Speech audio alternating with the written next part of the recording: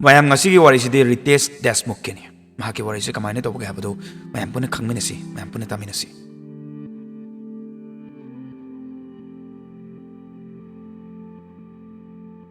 ꯔꯤꯇꯦꯁ ꯗꯦꯁꯃꯨꯈ ꯌꯥꯝꯅ ꯇꯦꯂꯦꯟꯇꯦꯗ ꯑꯣꯏꯕ actor producer ꯑꯃꯗꯤ ꯏꯟꯇꯔꯄ꯭ꯔꯤꯅꯔ ꯑꯃ ꯑꯣꯏꯔꯤꯕ ꯕꯣꯂꯤꯋꯨꯗ ꯑꯃꯗꯤ ꯃꯔꯥꯊꯤ ꯁꯤꯅꯦꯃꯥꯗ ꯃꯃꯤꯡ ꯀꯟꯗꯨꯅ ꯂꯩꯍꯧꯔꯒꯗꯕ ꯑꯦꯛꯇꯔꯁꯤꯒꯤ ꯂꯥꯏꯐ ꯁ꯭ꯇꯣꯔꯤ ꯄꯨꯟꯅ ꯇꯥꯃꯤꯟꯅꯁꯤ ꯃꯍꯥꯛꯀꯤ ꯋꯥꯔꯤꯒꯤ ꯍꯧꯕꯗꯒꯤ ꯄꯨꯟꯅ ꯈꯪꯃꯤꯟꯅꯁꯤ December 17, 1978 Latur, Maharashtra political family amada mahak pokki. Magi mapa Bilasrao Deshmukh si sakhangnaraba politician ama oiba khaknatana Maharashtra gi chief minister su oiram. Magi mama Vaisali Deshmukh na mayum yengsilli. Ritesh si magi brother ani Amit amadi Dhiraj Deshmukh ka chawminaraki. Political family amada chawra agasu mahak yamna grounded oina horaki. Magi schooling si ZD Somani Memorial School Mumbai de tamnaki. Kon architecture degree tamthaki Kamla Rajeha College ta design to busu pamjai mahakna architecture farm da intern fawa tawkre asumna architecture sina magi ahan ba pamjaki bathabak adubu laibak tadi atapa sinfam ama tambirake tasengna harabada mahaki film industry changak bagi tongan ba plan samta leite adubu laibak na puraki bani Bollywood ta magi charming oiba personality amadi comic timing duna filmmakers ki attention chingchinki asumna magi acting career gi ihan han ba debut film si 2003 gi तुझे मेरी कसम movie से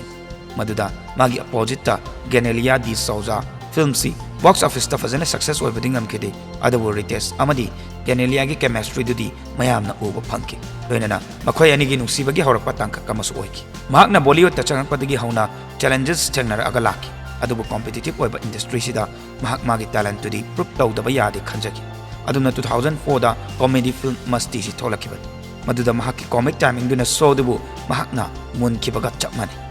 मस्ती सी success ओइरदुना मागी थोंग हांगदोकपगा चपमाने comedy genre चही कुतिंगी मागी ओबा comedic actor अमा ओइना थोलकपा उबा फंकी मागी हिट फिल्म खरा पल्लबदा 2005 की क्या कुल है हम 2006 की मलामाल वीकली 2007 की हे वेवे अदुगा 2010 दगी हौना हौरगा पांच कया थोलकिबा हाउसफुल न चिंगबा फिल्म सिंगसी असुमना कॉमेडी हाबा कैटेगरी सिना मागे फैम कया अमा फंगजकी सिगुम नतब अतोपा नाकनलोमदासु एक्सपेरिमेंट तौरकी 2014 की फिल्म 1 बिलियन दा महाकना नेगेटिव रोल लौकी यामना चानाबा कैरेक्टर अमखक ओइकी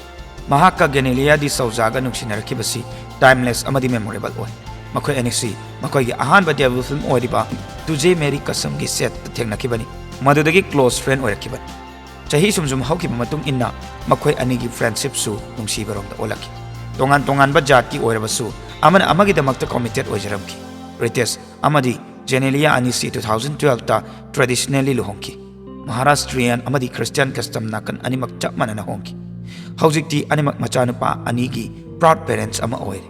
ममिंगना रायन अमदी रेहाल देशमुख लोइनना अनिदुगी मरिसु हेन हेन चक्सिनना नुंसिनना लेमिनरी महाक एक्टर खक ओइबतना तना प्रोडक्शन रोमदसु खोंगदा बहौरकी मराठी सिनेमादा महाक डेब्यू तौरकी 2014 की लाइव वारी हाइरेसिदा फिल्म सी हाईएस्ट ग्रोसिंग मराठी फिल्म अमनी मराठी सिनेमा रोमदा चंगकपसिना मागी रूट्स का हेना कनेक्शन लेबगुमसु तौकी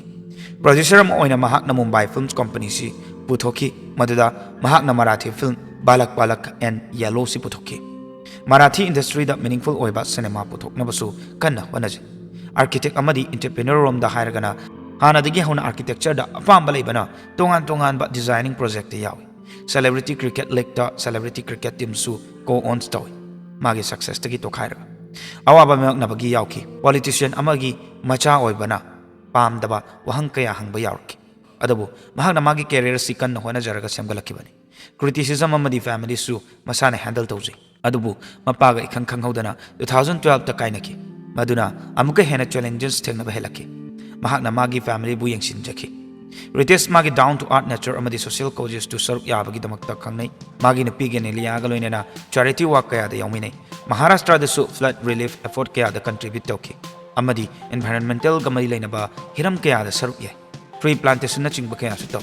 माकी जर्नी सी मागी होनबा कनबा ह्यूमिलिटी अमदी वर्सटिलिटी दुदा बेसिस तौरगा लाकपना माइ पाकपनि हाबी पन लविंग कॉमेडी एक्टर अमदी इंटेंस रोल कया अमा लाकबा हौरे ममांग पंचख्रब मूवी नतना अनौ अनौब कया उब फंगरगनी मैमसु परफॉर्मेंस इंटरप्रेन्योरल बैनर सिगुम्ब मैमसिना बॉलीवुड मराठी सिनेमादा अचौब पार्ट कंदुन लेरबी लोइनना अनौब एक्टर कयाबसु इंस्पायर तौरी हाबसी ꯍꯥꯏꯖꯔꯒ ꯃꯇꯥꯡꯁꯤꯗ ꯂꯣꯏꯁꯤꯟꯖꯔꯒꯦ ꯃꯁꯤꯅꯤ ꯉꯁꯤꯒꯤ ꯔꯤꯇꯦꯁ ꯗꯦꯁꯃꯨꯈꯀꯤ ꯃꯇꯥꯡꯗ ꯍꯥꯏꯕ ꯇꯥꯔꯒꯗꯤ ꯃꯇꯨꯡ ꯇꯥꯔꯛꯄꯗ ꯀꯅꯥꯒꯤ ꯋꯥꯔꯤ ꯇꯥꯕꯤꯅꯤꯡꯉꯤ ꯍꯥꯏꯕꯗꯨꯁꯨ ꯑꯗꯨꯝ ꯍꯥꯏꯕꯤꯔꯝꯃꯣ ꯑꯩꯈꯣꯏꯅ ꯃꯇꯝ ꯆꯥꯅ ꯑꯗꯨꯝ ꯄꯨꯗꯨꯅ ꯂꯥꯛꯆꯒꯦ ꯍꯥꯏꯕꯁꯤ ꯊꯝꯖꯕꯒ ꯂꯣꯏꯅꯅ ꯉꯁꯤꯒꯤꯗꯃꯛꯇꯗꯤ ꯀꯥꯏꯅꯔꯁꯤ ꯃꯊꯪꯒꯤ ꯋꯥꯔꯤꯗ ꯃꯌꯥꯝ ꯄꯨꯟꯅ ꯊꯦꯡꯅꯔꯁꯤ ꯌꯥꯏ